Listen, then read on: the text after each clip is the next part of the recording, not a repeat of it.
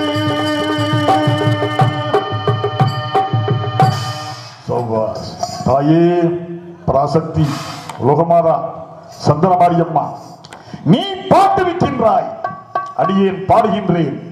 நீ ஊட்டுவிக்கின்றாய், அடியேன் உண்கின்றேன். நீ ஆட்டுவிக்கின்றாய், அடியேன் ஆடுகின்றேன். தாயே ஆதிபராசக்தி அம்சமே, என் அன்னையே சந்தனமாரியம்மா, இந்த பச்சை குழந்தையையும் என் மாப்பிளமார்களையும், ஏய் ஒரு பச்சை குழந்தைய கேளு. ஆமாடா பால் குடி மறக்காத பச்சை குழந்தைடா. ஆமாடா மாப்பிள்ள, இன்னும் பால் குடிச்சுட்டு தான்டா இருக்கேன். நீங்களே பெரிய மாப்பிள்ளையடா. என் எதிரே அமர்ந்திருக்கிற என் மாப்பிளமார்களையும் என் தாய்மார்களையும் நாங்கள் எல்லோருமே அறிந்தும் அறியாமல், தெரிந்தும் தெரியாமல், புரிந்தும் புரியாமல் செய்த எல்லா குற்றங்களையும் மன்னித்து எல்லா குறைகளையும் மறந்து என் தாயே சந்தனமாரியம்மா, எங்கள் அனைவருக்கும் நீ ஆயகலை, அழகு, அறிவு, அதிதானியம், அயராதரம், துணிவு, தனம், பாக்கியம், போகம், பூவம், வயது, வீரம், விஜயம், சந்தானம், நோயின்மை, புரிதாம்பெருமை என்ற 16 செல்வங்களையும் தந்து ஆதரித்து காத்து ரட்சிப்பாய் அம்மா. பராசக்தி சந்தனமாரி, என் திருவடியே சரணம். காப்பாத்துமா, எங்களை காப்பாத்துமா, எங்களை காப்பாத்துமா. ஆத்தல கும்பிட்டோம். நான் மாந்தோப்ப மாப்பிள்ள, நான் பரம்பப்பட்டி மாப்பிள்ள, இல்லை திருப்பாச்சேட்டி மாப்பிள்ள, இங்க அவனுக்கான அலங்கம்பட்டி மாப்பிள்ள உள்ள போயிட்டானா. அநேகமா எல்லா ஊர்களிலும் நான் காட்சி தரும்போது எனக்கு முன்னாடி 3 மாப்பிள்ளை தான் முடிச்சுக்கிட்டே இருப்பாங்க. 1 ஊர் நாட்டாமை, 2வது கோயில் பூசாரி, 3 நம்ம ஒளிபெருக்கலையா ராஜா ஆடியோஸ் மாப்பிள்ளைக்கு. அவங்கள அநேகமா அரை தூக்கத்தில் இருப்பாங்க.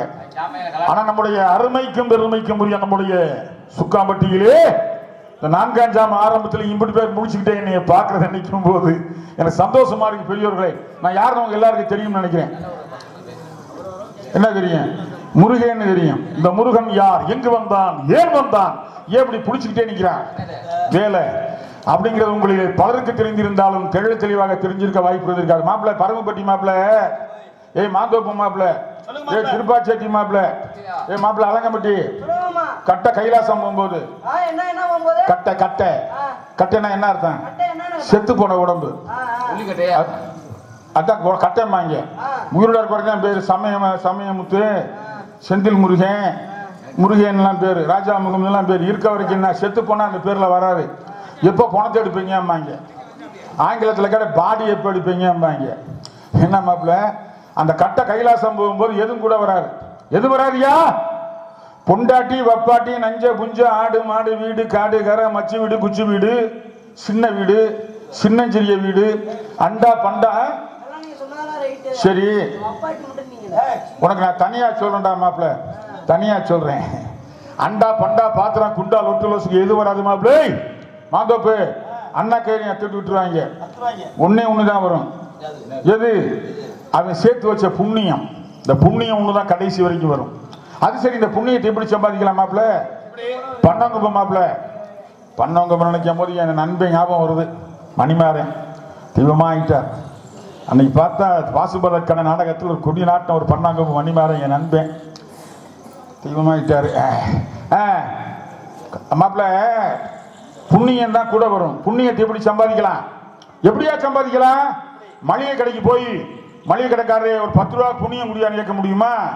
கிடைக்காது. அது என்ன செய்யணும்? பெரியவன் சொல்லியிருக்கான், அன்னச்சத்திரம் கட்டணும்னு இருக்கான். வர்றவங்களெல்லாம் வயிறார சோறு போடுற மாதிரி இன்னைக்கு சாப்பிட்டோம்ல, அது மாதிரி 3 நேரமும் அன்னதானம் பண்ணணும். அப்படி பண்ணுனா புண்ணியம் கிடைக்கும். அது செய்ய முடியல, ஒரு பெரிய ஆலயம் கட்டலாம். இந்த மாதிரி பெரிய ஆலயம் கட்டினா புண்ணியம் கிடைக்கும். ஆனால் ஆலயமும் கட்ட முடியல, இலவச பள்ளிக்கூடம் கட்டலாம். வர்ற குழந்தைங்களுக்கு இலவசமாக சொல்லி தர்றது. அப்படி செஞ்சா புண்ணியம் கிடைக்கும். ஆனால் அதுக்கெல்லாம் காசு வேணும்ல. இருக்க வேண்டாம் செய்ய முடியும், இல்லாதவன் செய்ய முடியுமா? மாந்தோப்பு முடியுமா? காசு இருக்க செய்ய முடியும், இல்லாதவன் என்ன செய்ய முடியும்? என்ன செய்ய முடியும்? தொண்டை இருக்கிறவே மாப்பிள்ள உன்னைய மாதிரி பாடி சம்பாதிக்கலாம்.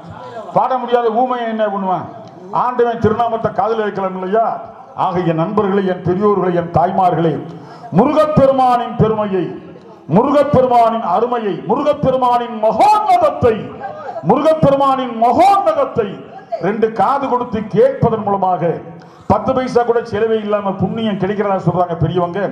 அதிலும் குறிப்பா என்னுடைய குருநாதர் இந்த செந்தமிழ்நாடு 64வது நாயன்மாராக ஏற்றுக்கொண்ட திருமுருக கிருபானந்த வாரியார் சொல்றாரு, கந்தபுராணம் கேட்டா புண்ணியம் கிடைக்கும்னு அடிச்சு சொல்றார். என்ன காரணம்? கதிரவேலுக்கு எதிர்வேல் இல்லை. யார் குறை இருந்தாலும் ஆர்வம் குறையாகாதாரண்ணா. சுக்குக்கு மேல மரத்துல சுப்பிரமணிக்கு மேல சாமி இல்லைன்னா. அந்த வாரியார் ஒரு 16 வயசுல நான் அவரை சந்திச்சேன். முருகை மாதிரியே இருப்பேன்னாரு. நான் துளுக்க பையன் நாயங்கிட்டா முருகை மாதிரி இருக்கிறதுன்னு நான் சொன்னா பழிச்சது. வேஷம் கட்டிக்கிட்டேன். நிறைய நடந்தது. அவர் சொன்னதெல்லாம் பழிச்சது. அவன் முருகன் அடிக்கும் போது என்னையா நான் செய்யணும்னு கேட்டேன். முருகா நீ கொஞ்சமாவது முருகம் ராஜா முகமது கந்தபுராணம் சொல்லுன்னார். நானும் ஊருக்கு 50 வருஷமா கந்தபுராணம் சொல்லிக்கிட்டு இருக்கேன். இன்னைக்கு போன முறை வந்திருப்பேன், அது வேற சொல்லியிருப்பேன். இன்னைக்கு கந்தபுரத்தை வேற ஒண்ணு சொல்றேன். என்ன மாப்பிள்ள, முருகப்பெருமான வீரவாக தேவர் சந்திச்சாங்கல்ல, அந்த சம்பவத்தை நான் கொஞ்சம் சொல்றேன். திருச்செந்தூர்ல இறங்குறாரு முருகன். யாரு? சூரபத்மனை சம்ஹாரம் பண்றதுக்கு. யாரோட இறங்குறாரு? 9 தளபதிகள். 9 தளபதிகள். வீரவாக தேவர், வீர கேசரி, வீர மகேந்திரர், வீர மகேஸ்வரர், வீர புரந்தரர், வீர ராட்சதர், வீர மார்த்தாண்டர், வீராந்திரர், வீர தீரர். 9 தளபதிகள். 1,00,000 படை வீரர்கள். சக்திவேல் எல்லோத்தோட இறங்குறார் முருகன். இறங்கின உடனே வீரவாக பார்க்கிறார். வீரவாக தேவாங்கிறார். பிரபுங்கிறார். அவரு என்ன பிரபு, என்ன உத்தரவுங்கிறார். வீரவாகு செல் வீர மகேந்திரபுரம், கடல் கடந்து போ, அங்கே போய் சூரபத்மனை பார். அவனை எதுக்கு நான் பார்க்கணும்? சமாதான தூதுவனாக செல் வீரவாகு தேவா, சமாதான தூதுவனாக போ. அந்த நாய்கிட்ட நான் சமாதானம் பண்ண கேட்பானா? அவன் அரக்க பையங்கிறார் வீரவாகு. அப்படி சொல்லாத வீரவாகு, அவங்கிட்டையும் சில நல்லது இருக்கு. என்ன முருகா சொல்றீங்க? அவன் அரக்க பைய, அவங்கிட்ட என்ன நல்லது இருக்கு அப்படிங்கிறார் வீரவாகு. அப்ப நான் முருகன் சொல்றார், நான் சொல்றேன் வீரவாகு நம்ம கிட்ட இல்லாத சில நல்லது அவங்கிட்ட இருக்கு. அவன் சூரபத்மே அண்ணன் தம்பி எல்லாம் பெரிய சிவபக்தர்கள். என்ன முருகா சொல்றீங்க? பெரிய சிவபக்தர்கள். ஆமா, அது மட்டும் இல்ல, அண்ணன் தம்பி பாசத்தை நாம எல்லாம் அவங்க கிட்ட தான் கத்துக்கணுங்கிறார். என்ன முருகா சொல்றீங்க? சொல்றேன் கேள் வீரவாகு. சூரபத்மன் எப்படி தவம் பண்ணா தெரியுமா? கப்பனை நினைச்சு நெருப்ப நின்று ஒரு கால் ஊன்றி மறுகால் உயர்த்தி ஓம் நம சிவாயா என்று தவம் செய்தார். அப்ப நெருப்பால எரிஞ்சு கருகி உருகி சாம்பலாயிட்டான்.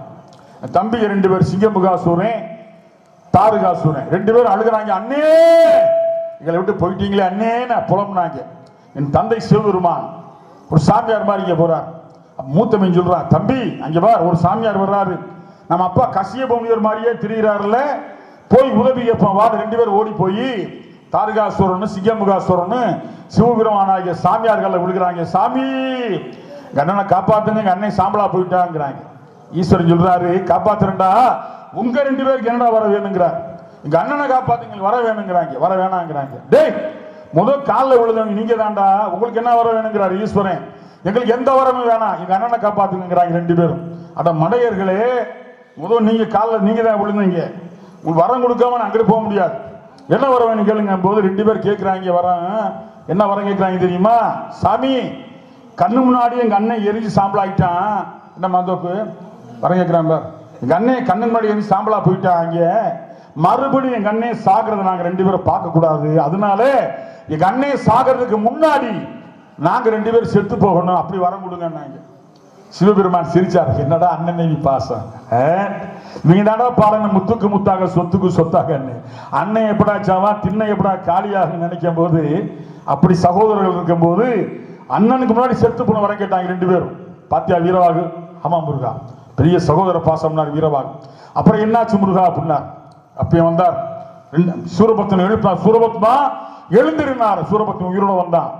சூரபத்மா உன் தவத்திற்கு மெச்சினேன், என்ன வரம் வேண்டும் என்று கேட்டார் சிவபெருமான். கேட்டார் சூரபத்மே, ஈஸ்வரா என் தவம் உன்னை மெச்சப்படுத்தி இருந்தால் எல்லா லோகங்களையும் அடைக்கால வேண்டும் என்றான்.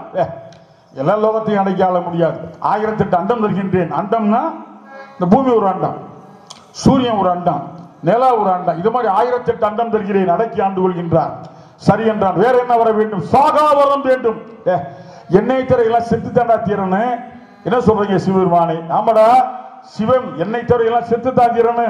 அந்த கோடிகள் அழிந்திடும், பெரிய 5 பூதமும் அழிந்திடும். அமரோடு மக பதியும் நாகருள்ள காதி மாதவரும் யோகரும் முண்டகாதிபதி எவனும் நீயும் ஒரு முடிவு நாளில் அழிவோம் என்றார். இந்த உலகத்துல பஞ்சபூதம் அழிந்துவிடும், கோடானு கோடி அண்டங்கள் அழிந்துவிடும். ஏன் திருமால் அழிந்து விடுவார், தேவ அசுர நரவானர எச்ச கந்தர்வ சித்திர வித்தியாதர கிண்ணர் கிம்புடர்கள் எல்லோருமே இறந்து விடுவார்கள். திருமால் இறந்து விடுவார், யமதர்மன் இறந்து விடுவார். நீ என்ன ஓவியமா, எப்படி சாகரன் வரங்கல்வா என்று கேட்டார். அப்ப சொல்றான் சூரபத்மே, சிவனே சிவனால் அல்லாது எவனாலும் நான் சாகக்கூடாது, வரம் தந்தேன். பார்த்தாயா வீரவாகு தேவா, என்ன அண்ணன் பாசம், அவ்வளவு பெரிய சிவபக்தன் அவர். போதும் ரொம்ப சொன்னா இருக்கும். என்னப்பா என்ன மாப்பிள்ள, இதோட 2 பேர் சம்பாஷணை முடித்துக் கொள்கிறேன், பிறகுதான் யுத்தம் ஆரம்பிக்குது. சரி நம்ம கதைக்கு வருவோம். என் மாப்பிள்ள வந்துட்டு இருக்காரு நாரதர், எனக்காக கல்யாணம் பண்ணி வைக்க. யாரு? என் மாமையை சின்ன மகளை, பெரிய மக தெய்வியான திருப்பரங்குன்றத்தில் கல்யாணம் பண்ணிக்கிட்டேன். இப்போ சின்னவ தேன்மொழி இருக்கால, தேன்மொழிங்கிற வள்ளி நாயகம், அவளை கல்யாணம் பண்ணி காத்துக்கிட்டு இருக்கார். அதை சந்திப்போமா? என் நண்பர்களே, பெரியோர்களே, தாய்மார்களே, வாலிப சிங்கங்களே, என் மாப்பிளமார்களே, என் குருநாதர் கட்டளையிட்டவாறு கொஞ்சம் கந்தபுரான்னு சொன்னேன், காதல கேட்டீங்க. உங்களுக்கெல்லாம் புண்ணியம் கிடைக்கும், புண்ணியம் கிடைக்கும், புண்ணியம் கிடைக்கும். நல்லா அருங்கய்யா, 16 பெற்று பெருவாழ் வாழ்க. வாங்க மாப்பிளே.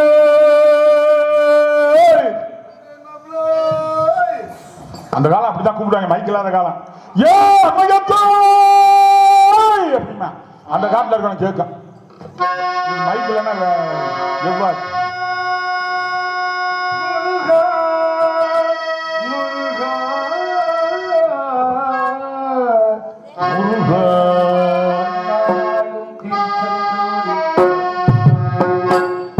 ஒரு மதமானாலும் பகமுதி சோலையில் மதமானே, கரும்பல்லானாலும் கருகை மலையில் கல்லாதே, உள்ளானாலும் என் அருளாய் போவாதே, நாடும் திருச்செந்தூரை மன்னாவே, ஒரு மதமானாலும் பகமுதி சோலை மதமானே.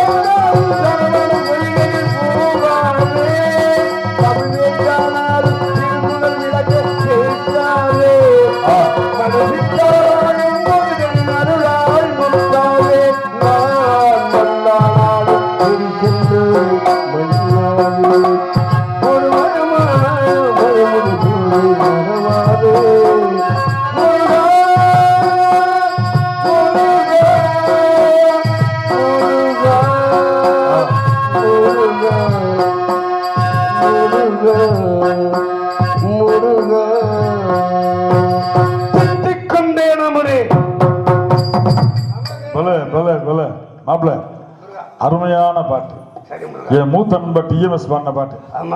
என்ன ராகம் மாப்பிள்ள? மிஸ்ர சிவரஞ்சனி. எல்லா ராகம் பேசும். மாப்பிள்ளே மாப்பிள்ளே மாப்பிள்ளே மாப்பிள்ளே. மாமையும் பாடியிருப்பார். யாரு? டிஆர் மகாலிங்க. செந்தமிழ் தேன் மொழியாள் நிலாவென சிரிக்கும் மலர் கொடியாள், நிலாவென சிரிக்கும் மலர் கொடியாள், வைகனி இதழி வளரசம் தருவாள், வருகிற தலைவாள், மன்னானாலும் திருச்செந்தூரில் மன்னாரே.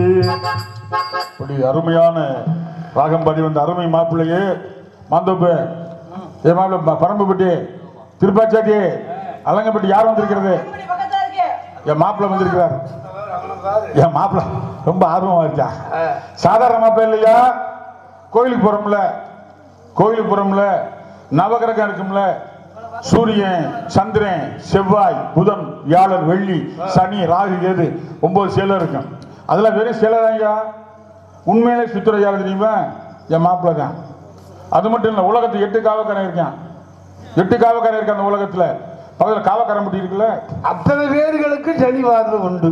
வடக்க குபேரன், தெற்க யமதர்மன், கிழக்க இந்திரன், மேற்க வருணன், ஈசானியமலை ஈசானே, கன்னியமலை நிறுதி, அக்னி, வாயுமலையில வாயு, வெள்ளிமலை மன்னவன். இத பூரா தினமும் பாக்குறது யாரு? நீங்க தான் மாப்பிள்ள. ஏன்னா கண்ணை மூடி கண்ணு திறந்தா போயிட்டு வந்துருவீங்க. கண்டிப்பா. நம்மளா 2 வீலர்ல 4 வீலர்ல 3 வீலர்ல போறோம். என்ன மாப்பிள்ள பெருமையான மாப்பிள்ள வந்திருக்கிறாரு. மாப்பிள்ள கிட்ட விஷயத்தை வந்த விஷயத்தை என்ன மாப்பிள்ள விஷயம்?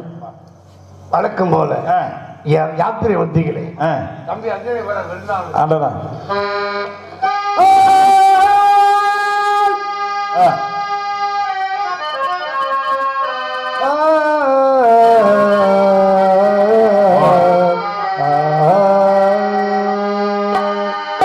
சொல்லாதத உங்களுக்கு நான் சொல்ல வந்திருக்கேன்.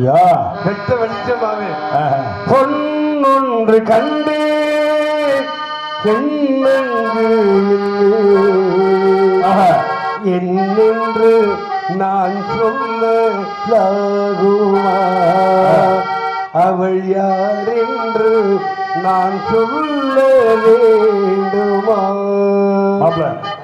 முதல் பாடி வந்தது வடநாட்டுக்கார ராகம். இது வடநாட்டுக்கார ராகம். பிருந்தாவன சாரங்கா. ஏறும்போது பெரிய நீ என்ன மாப்பிள, இறங்கும்போது சின்ன நீ. சரிம பண்ணி சனி பமரீசா பூ ஒன்று கண்டே முகம் காணவில்லை ஏனென்று நான் சொல்லலாகுமா அவள் யார் என்று நான் கேட்க வேண்டுமா? பொன்னொன்று கண்டேன் பெண்ணென்று இல்லை என்னென்று நான் சொல்லலாகுமா அவள் யார் என்று நான் கேட்க வேண்டுமா? பூவொன்று கண்டேன் முகம் காணவில்லை என்று நான் கேட்க வேண்டுமா? அவள் யார் என்று நான் சொல்ல வேண்டுமா? ஆமா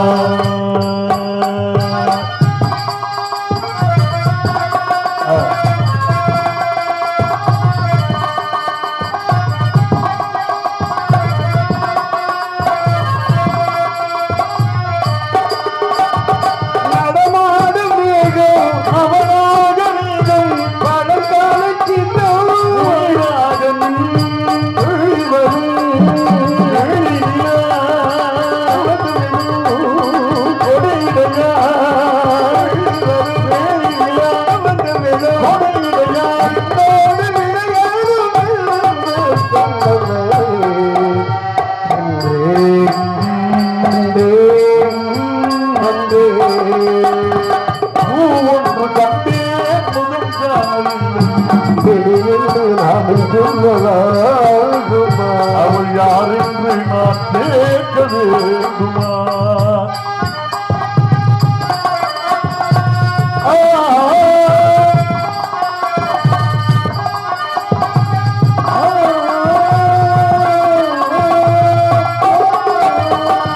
நான் பார்த்தவில்லை நீ பார்க்கவில்லை நீ பார்க்கவில்லை நான் பார்க்கவில்லை நான் பார்த்ததில்லை நீ பார்க்கவில்லை நீ பார்க்கவில்லை நான் பார்க்கவில்லை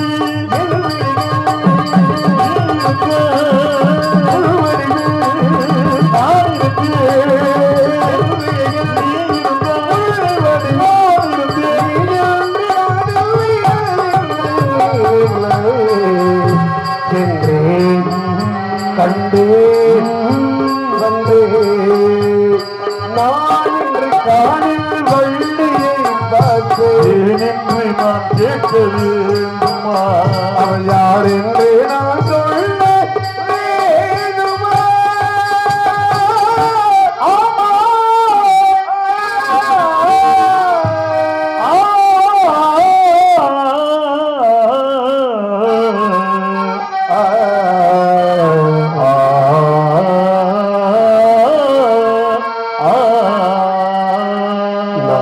நாதேஸ்வரோசையிலே தேவன் வந்து பாடுகிறார் வரும் நேரத்திலே தேவி நடமாடுகிறார் நாதேஸ்வரோசையிலே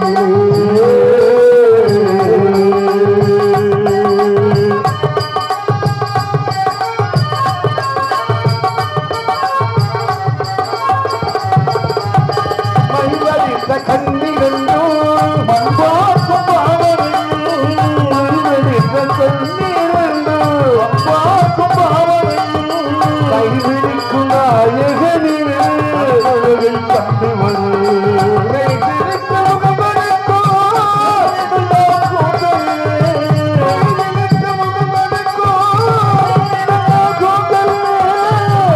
நந்து பாடுகிறார் தேவி நடமாடுகிறார் நாதேஸ்வர போதையிலே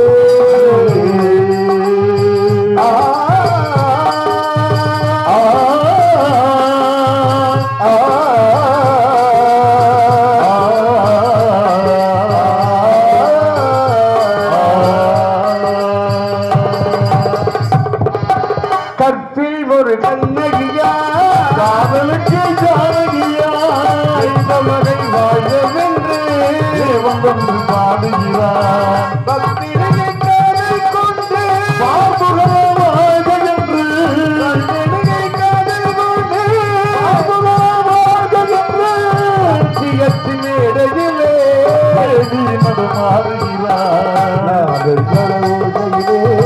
தேவன் வந்து பாடுகிறார் வரும் நேரத்திலே நடமாடுகிறார்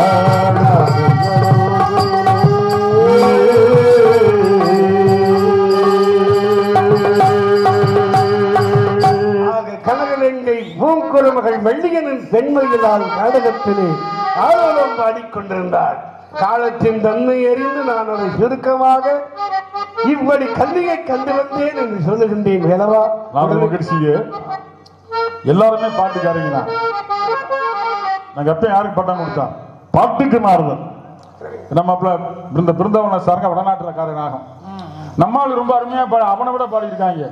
இன்னைக்கு வரைக்கும் பாடிட்டு இருக்காங்க. மாமரத்தில் ஊஞ்சல் கட்டுற மாமரக்குயிலே நெஞ்சாங்குட்டிலே நிற்கிறாய் பெண்ணே. இப்போ உள்ள அன்னைக்கு பண்ண பூவரையும் பூங்கொடியே பூமாலை போடவா மகளே வாழ்க என்று பாமாலை பாடவா பாமாலை பாடவா. ஓ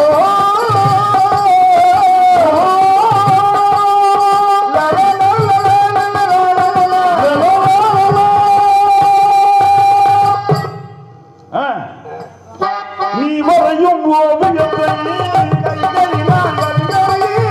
நான் வரைந்த ஓவியத்தை வடிவந்த மாறிவிடும் பூவரையும் பூங்கொடியே பூமாலை போடவா மகளே வாழ்க என்று பாமாலை பாடவா பாமாலை பாடவா பாமாலை பாடவா பாமாலை பாடவா.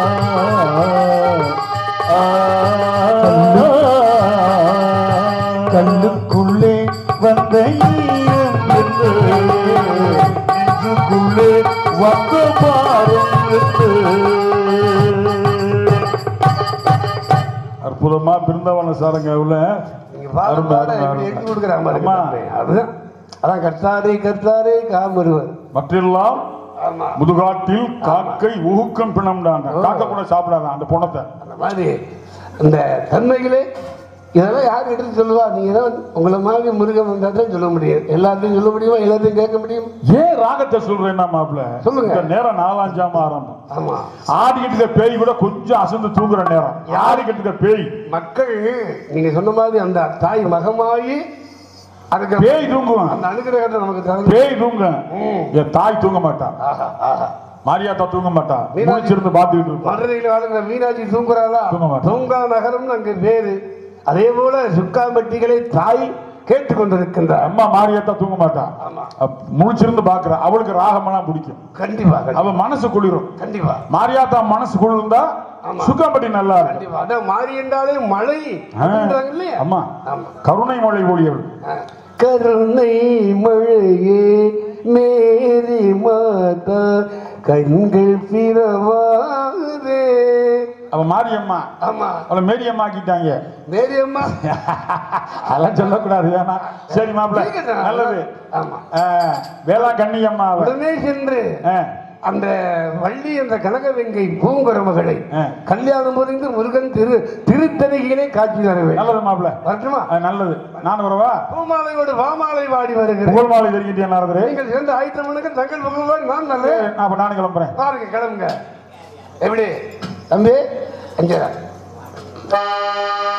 மனிதன் நினைப்பதுண்டு வாழ்வு நிலைக்கும் என்று இறைவன் நினைப்பதுண்டு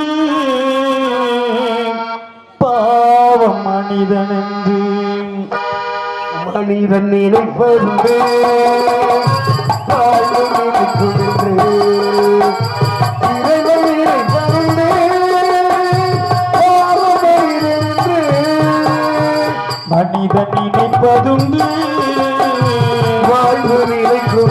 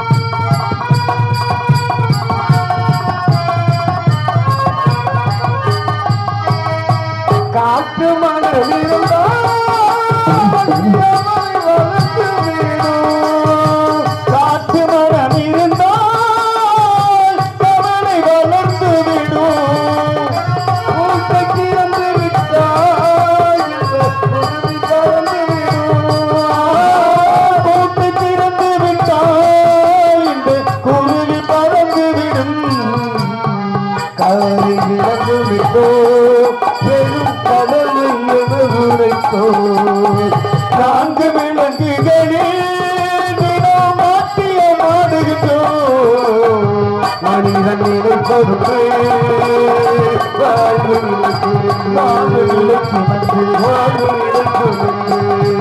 வாழ்வு நிலைக்கும்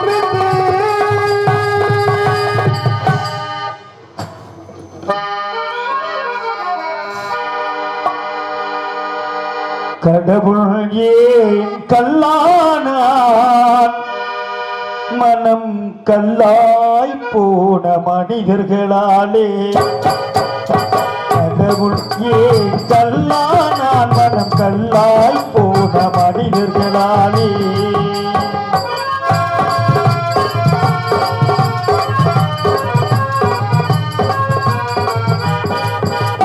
கொடுமையை கண்டவன் கண்ணை இழந்தான் அதை கோபித்து தடுத்தவன் சொல்லை இழந்தான்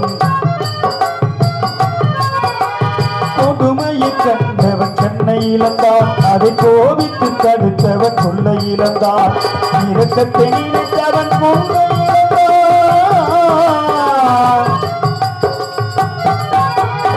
இரக்கத்தை நினைத்தவன் பொன்னை இழந்தான் இங்கு எல்லோருக்கும் நல்லவன் தன்னை இழந்தான் எல்லோருக்கும் நல்லவன் தன்னை இழந்தான் கடவுள் ஏன் கல்லானான் மனம் கல்லாய் போன மனிதர்களாலே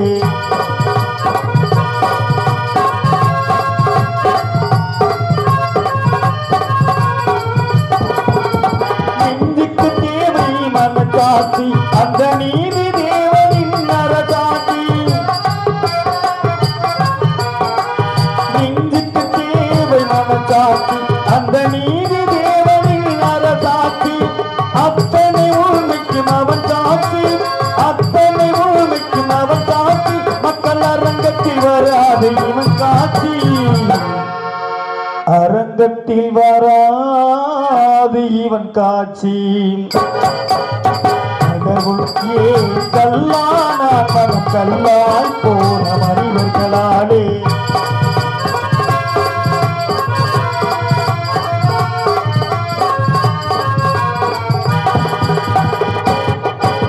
சதிச்செயல் செய்தவன் புத்திசாலி இதை சகித்துக் கொண்டிருந்தவன் குற்றவாளி சதிச்செயல் செய்தவன் புத்திசாலி இது சகித்துக் கொண்டிருந்தவன் குற்றவாளி உண்மையை சொல்பவன் சதிகாரன்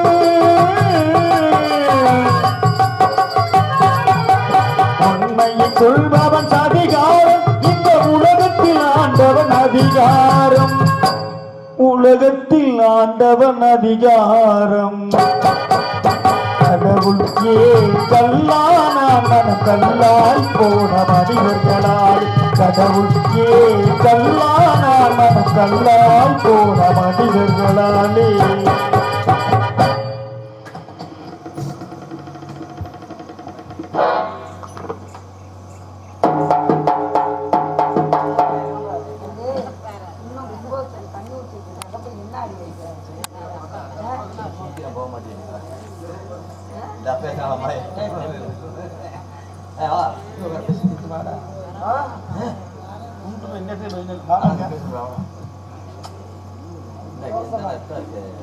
ஆமா வெளிநாட்டுல இருந்து வந்ததுல ஆமா